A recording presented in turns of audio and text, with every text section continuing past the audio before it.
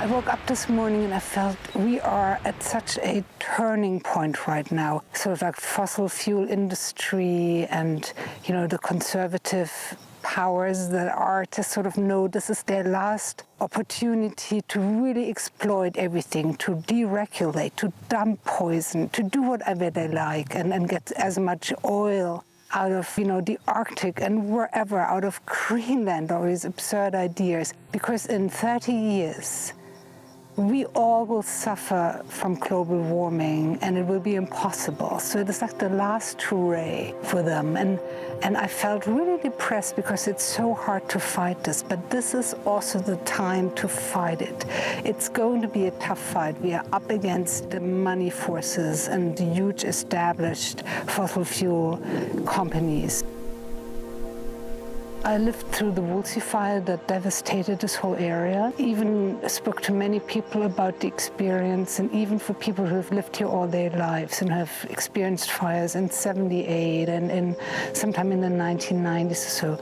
All of them said that this was the most badass fire they have ever seen, because there was no fire that was hotter and faster, and that is global warming. We had a very dry summer with a few really scary heat waves, and the whole area was bone dry and just waiting to implode like that. And nature here can deal with this if the fires are happening every 40, 50 years or so. But the fires are really hot, and if you walk around the burn scar, you see areas where there's like a bald spot where nothing is growing back, where it's just too hot and the soil burned too deeply. And for me, it was a really traumatizing experience. And I want to do everything I can to help this beautiful piece of nature here. It's a terrible problem for our grandkids and great-grandkids, and we're leaving them a horrible legacy, and it's primarily man's fault. Cycles are much slower in a natural cycle than what we're seeing, even in my lifetime. Yeah, global warming is one of our biggest concerns. It's an enormous problem. It's going to affect everybody. It's going to tax the Earth's resources, consuming so much energy to keep us cool. It's a problem that needs to be addressed immediately. It can't be addressed soon enough. And some of the politicians in our government don't seem to see that, which is really a shame. And I also think it is a national security threat, because once resources get to the point where everybody's going to be fighting over them, we're all going to be in a big mess. Hi, my name is Brad. I live here in the Malibu area. I hike in this park regularly. To address the issue of global warming, science has proven it to be true. You only need to look at icebergs melting on a worldwide basis. The temperature increases. If you look at science, there's absolutely no doubt that global warming is happening, and it may be cyclical, or I believe it is a combination of both. There's a cycle that the Earth goes through, but there's also the contribution that the human race makes, and the world of big business and the world of big profits have blinded many corporations. They may deny it, but it truly exists, in my belief. When I was a kid, and I don't feel like I'm that old, but I'm about 50 now. When I was a kid, the worst that we thought was we were going to run out of oil, and what would we do when we run out of oil? And now we find out that there's plenty of oil, but if we burned it, we're going to even make the situation even worse. So I find it funny that within my lifetime, there's been this huge shift of what our concerns are. I feel it's almost a lost cause already, that our society can't stop our direction in time. I don't know how they're going to do it. Every day the news is filled with what I think is bad news, that the change is coming a lot faster than anyone thought.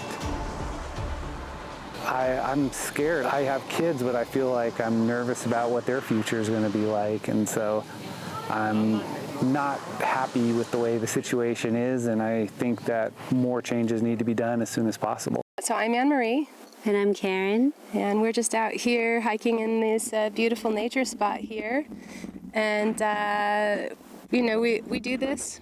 Often we like to spend time in nature, but it's kind of concerning to think that because of corporate decisions made on behalf of a small amount of people that the larger public is going to have to pay in nature. And we definitely feel that global warming is happening, and I think it's happening at a faster rate than anyone realizes. The fact that the Amazon is burning and the Santa Anas were different, everything was more intense because the environment is changing.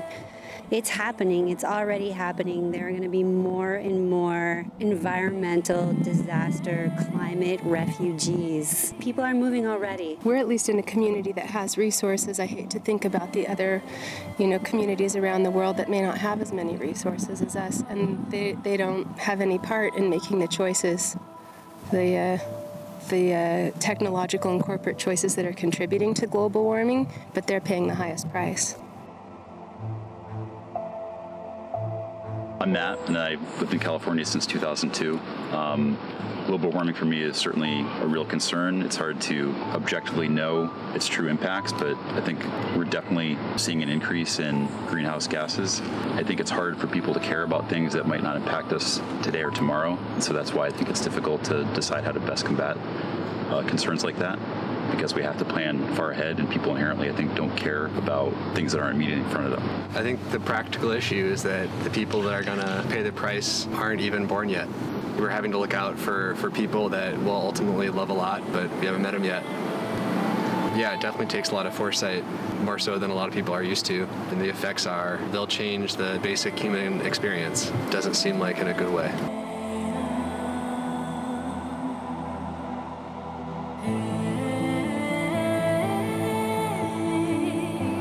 I've recently chosen to be a vegetarian because I feel like that's something that I can do and make a huge impact on meat production and methane production in the United States. Each day, everyone is responsible for the choices they're making and how we're impacting the environment, and I think it's also really important on a higher level that business leaders need to be really thinking about it.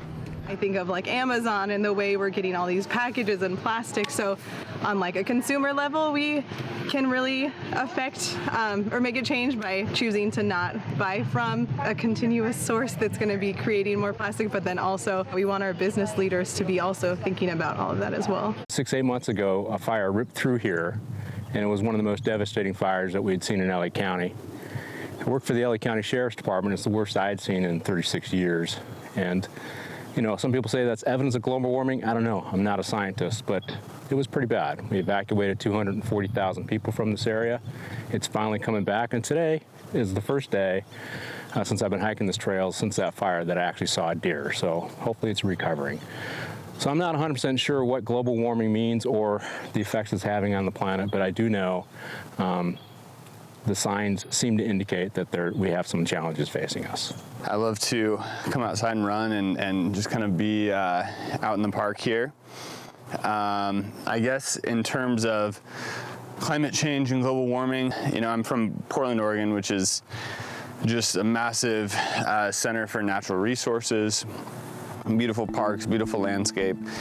And it's definitely, been a part of my upbringing and the culture that I've grown up in to, take care of those resources. And it's definitely something that means a lot to us, just collectively and myself personally, where I'm from. When it comes to climate change, global warming, you have to kind of go with the data. You have to go with the science, and it has to be a guiding force in the decisions that we make and kind of rooting things in good hard science to drive our everyday practices.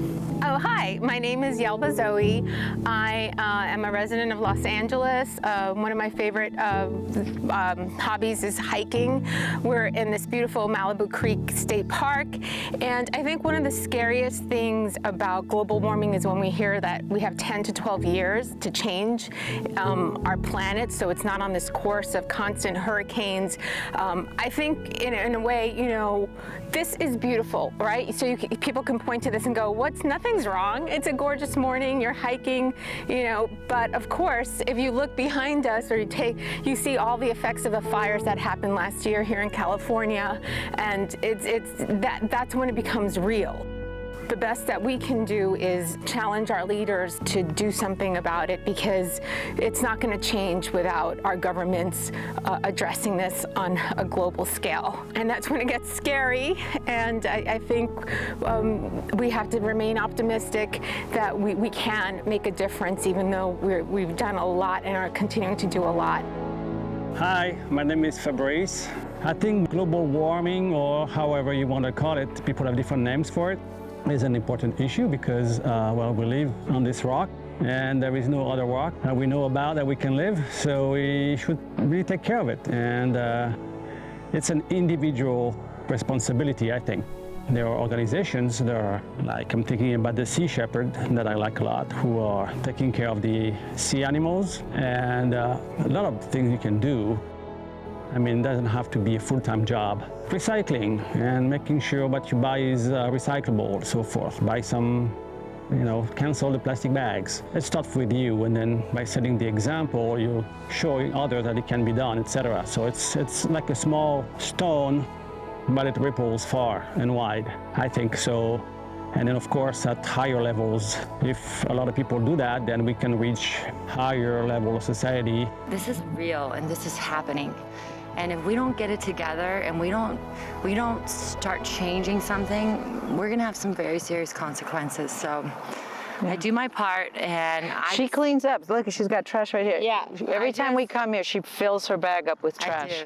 It's our responsibility to take small measures. For instance, just like having a hydro flask in my pack as opposed to having a bottle of water is a big deal. And if all of us make little tiny adjustments like that, it can really affect a big change in the future for us. I think the first change that needs to happen is that people need to recognize the problem. It's like if you're sick and you have an illness and you don't go check out and see what it is, how can you heal it? So we need to first acknowledge that there is a problem, and then we need to come together to heal.